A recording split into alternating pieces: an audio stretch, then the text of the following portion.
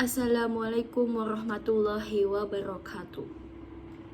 Alhamdulillahi rabbil alamin, wassalatu wassalamu ala asrafil anbiya'i wal mursalin wa ala alihi wa sahbihi ajmain, amma ba'du. Selamat pagi teman-teman SMPN 37 Kota Bekasi.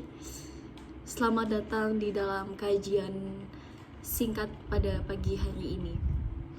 Marilah terlebih dahulu kita panjatkan puja dan puji syukur kepada kehadirat Tuhan yang Maha Pengasih yang telah melimpahkan karunia-Nya dan rahmat-Nya untuk kita semua pada pagi hari ini, sehingga kita semua bisa berbincang-bincang, berkumpul di tempat ini di Masjid Jami Baitur Rahman dengan keadaan sehat walafiat untuk melaksanakan acara kajian singkat SMPN 37 Kota Bekasi. Hadirin teman-teman yang dirahmati Allah, pada pagi hari ini kita akan membahas tentang LGBT. Apa sih itu LGBT? Pasti teman-teman semua sudah mengetahui, sudah mengarah kemana-mana apa itu LGBT, seperti apa LGBT, dan bagaimana cara kita untuk menghindari LGBT itu tersebut.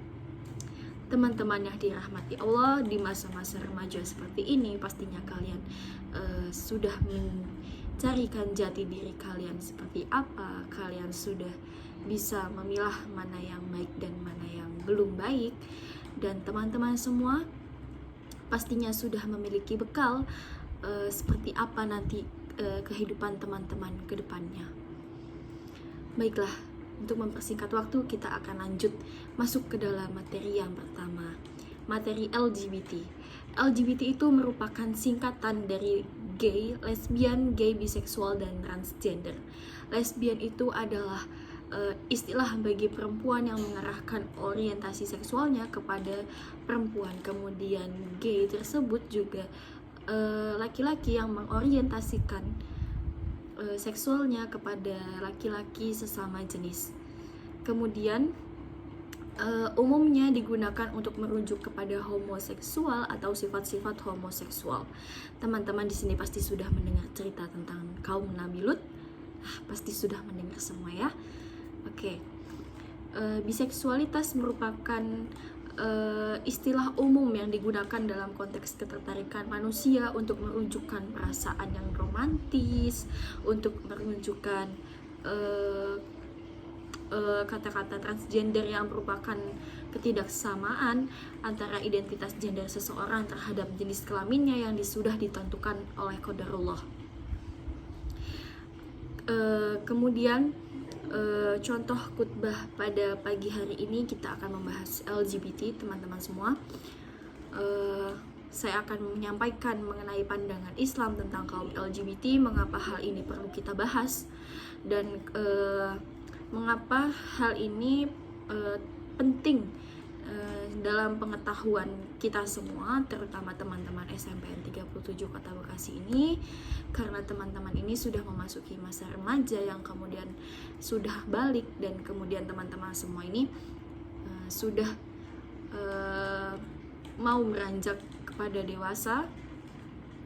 Dan mengapa hal ini perlu kita bahas? Karena saya sangat menginginkan hal tersebut tidak menjamur kepada masyarakat kita, umumnya generasi-generasi muda, teman-teman semua sekalian. Dan penyimpangan ini sudah mendapat legalitas dari beberapa negara. Akan tetapi karena Indonesia menjunjung tinggi adat dan istiadat budaya timur, makanya kami semua menolak apa itu LGBT.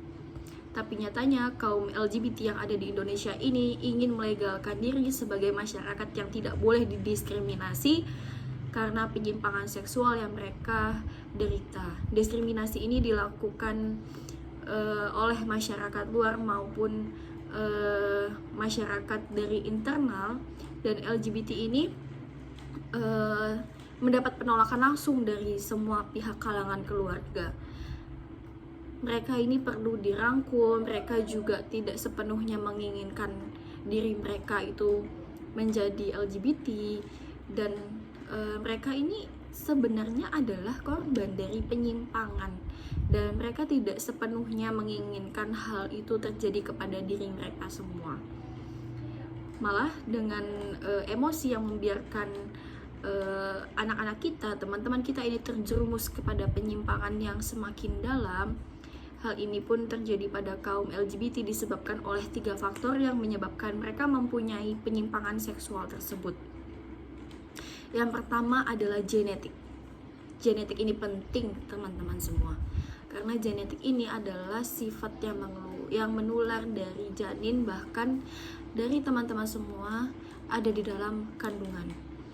Bukan dia yang menginginkan hal seperti itu, tapi pembawaan penyimpangan itu ada pada gennya. Hal ini tetap harus disalahkan, tidak dibenarkan sama sekali. Pembawaan genetik akan bisa runtuh oleh kokohnya iman dan ketakwaan kita kepada Allah Subhanahu wa Ta'ala. Yang kedua adalah faktor trauma, bisa jadi karena ketika seseorang ini mendapatkan kekerasan seksual atau pemerkosaan dari sesama jenisnya, atau bahkan hal trauma tersebut sulit untuk dihilangkan karena si korban ini merasakan ketakutan yang mendalam dan trauma sakit hati yang mendalam. Maka dari itu si korban ini juga melakukan hal yang sama kepada orang lain. Kemudian yang ketiga ini adalah sehingga mereka merasa trauma, melampiaskan hasrat mereka. Kemudian yang ketiga ini adalah faktor lingkungan. Teman-teman semua, bisa kita ketahui bahwa LGBT ini menular, dan biasanya juga kita melihat LGBT ini di dalam satu lingkungan yang dimana mayoritas yang ada di lingkungan tersebut adalah mayoritas LGBT. Maka dari sebab itu, kita sebagai umat muslim harus membentengi diri kita dengan iman dan ketakwaan kita kepada Allah Subhanahu wa Ta'ala.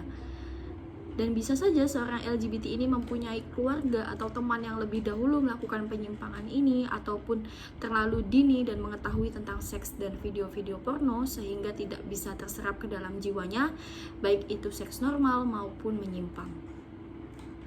Dan bagaimana kita sebagai masyarakat muslim bersikap untuk memisahkan diri kita dan ingat mengenai azab yang diterima oleh kaum Nabi Lut alaihissalam. Kaum beliau mendapatkan azab dari Allah karena tidak menghiraukan larangannya mengenai homoseksual dan lesbian yang terjadi pada kaum Sodom.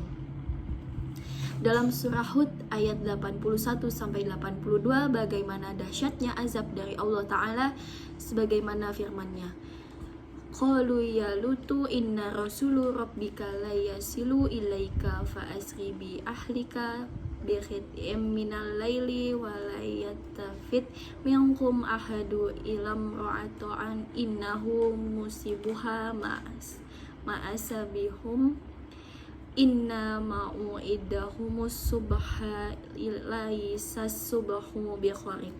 Yang artinya para utusan malaikat berkata, hai Lut, sesungguhnya kami adalah utusan-utusan Tuhanmu, sekali-kali mereka tidak akan dapat mengganggu kamu, sebab itu pergilah dengan membawa keluarga dan pengikut-pengikut kaummu, dan akhir malam ini janganlah ada seorang pun di antara kamu yang tertinggal kecuali istrimu.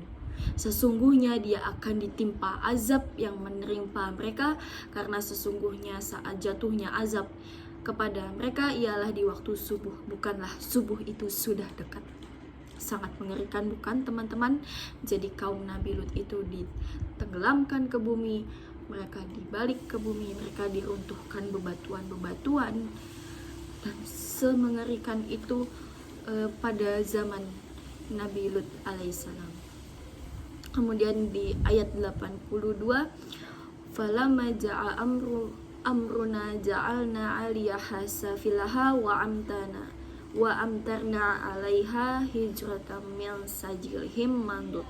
Yang artinya, maka tatkala datanglah azab kami jadikan negeri kaum Lut itu yang di atas ke bawah, dan akan kami balikan yang di bawah ke atas, dan kami hujani mereka dengan batu yang tanah yang terbakar bertubi-tubi. Betapa dahsyatnya teman-teman semua.